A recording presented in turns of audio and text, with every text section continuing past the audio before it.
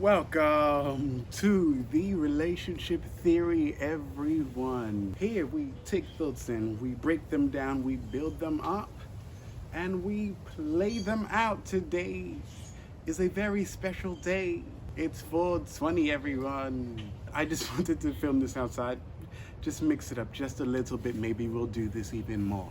But let's talk about specifically what I want to chat about. And that is going to be 420. For all sakes and purposes, I am not going to say what you know I mean. I'm just going to keep saying it like that.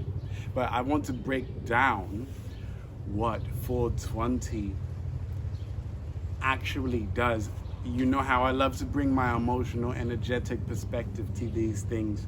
So that's what I want to do today when it comes to 420. And by the way, what I'm going to share with you is going to be based on awareness, attention, and research. Otherwise, just enjoy your April 20th. So I'll dive straight into it. I want to talk about the effects. I want to break down the effects. I don't have this scientific idea or elongated words when it comes to what the effects are. So really plainly, one of the very first things you'll notice is that things seem sluggish. They appear to slow down. They appear to not help you adapt to things that are happening in real time. What I'm here to tell you is that it's not that you're not able to adapt to things in real time. You're just receiving less information to have to adapt to. 420 helps you actually sift through all of the extra information. Oh no, the helicopter's passing overhead again. Of information that you're actually receiving.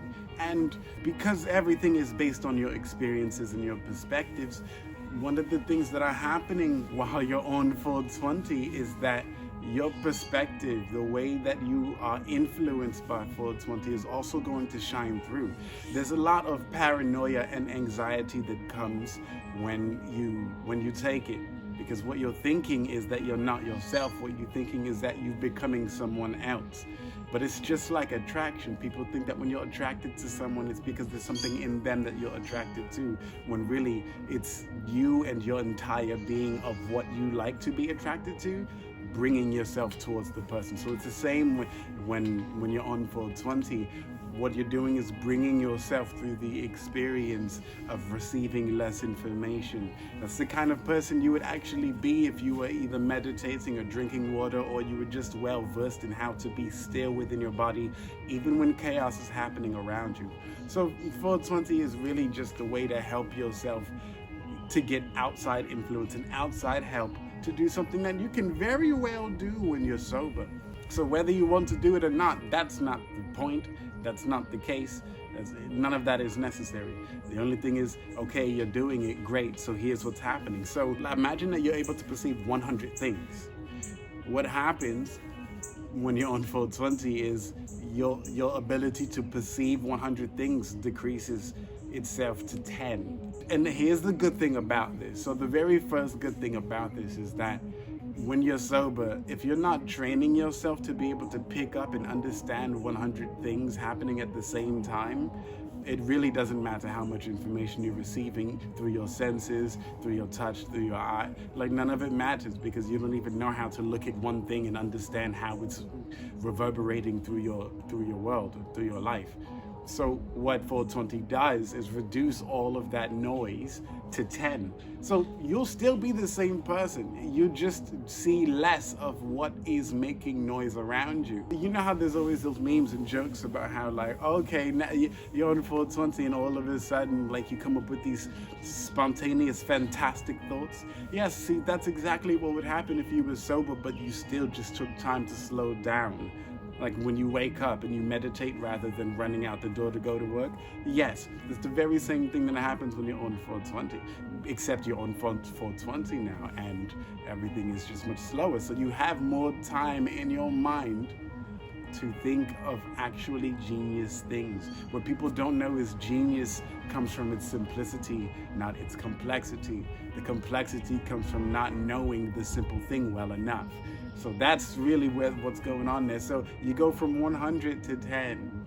You might not be used to the fact that you feel all of the things that you feel, right? So that's where the paranoia and the anxiety will kick in. You're not used to having something constrict your senses in a way that lets you see things differently, because that's what's really happening as well. Being able to see 100 things to 10, if you were sober, that'd be a really, really good skill, because you are actively isolating the noise to pick at what you want to see, which would be a really, really perceptive skill. Just, again, you're on 420, right? So you have some outside help to help you perceive things that you otherwise would have not. And me personally, I don't understand why people either get judgmental about this stuff. I don't understand why it had to be legalized. I don't understand why there was this much controversy about something that, if you actually look at what's happening to the human body, it's not really affecting you all that negatively. But I suppose people aren't willing to be open to perspectives unless there's money involved, but that's another conversation for another day. It's good when you're able to perceive just 10 things out of the 100 when you're used to perceiving 100 things that don't make sense. You just need to become the kind of person that is able to look at 10 things and know what's happening. There's just so much information on this, but again, this is the research, awareness, and attention. Anxiety is actually good. Anxiety can be good or bad. What people don't know about anxiety is that it's an influx. It's a very high influx of information that you're receiving that you just don't know how to decide what to do about it. That's all. That's all anxiety really is. People make it a thing. They make it a thing. They turn it into something bigger than it is. But anxiety just means that you have a lot of information going through your brain that you haven't filtered out yet. Filtered out meaning you haven't picked out what you would like to know about this versus what you would not like to know about this. People are unsure of the things that they don't want or need to know.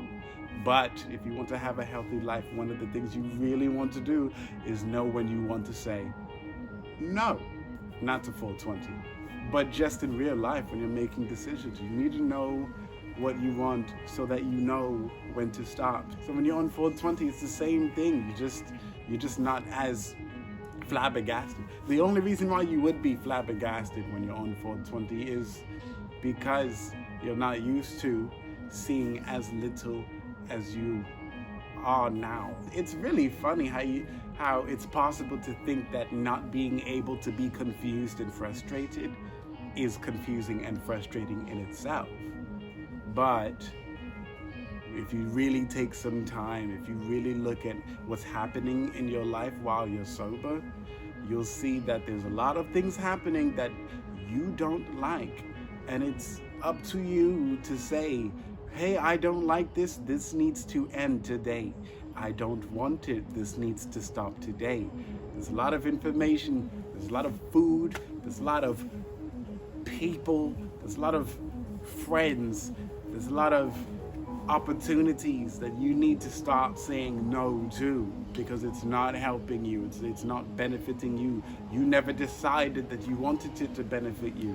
And things that you don't decide to benefit you, that are giving themselves to you, are actually getting in your way. You don't want things to get in your way. Hey, this is going to be the episode of the relationship theory today. Happy 420, everyone. Be sure to check out my book, You Are You, Life, Relationships, and How the Idea of Relationships Affects Your Life. It'll be in the description box below. I've taken my dear sweet time to write that book, and I really hope that you guys enjoyed the content in it. It's going to help you sift through the craziness of the information that you receive in your daily life and just slow it down enough for you to see the stars in them. And then you get to pick which stars you want to see in your life every day. But that'll be this episode. Enjoy your day.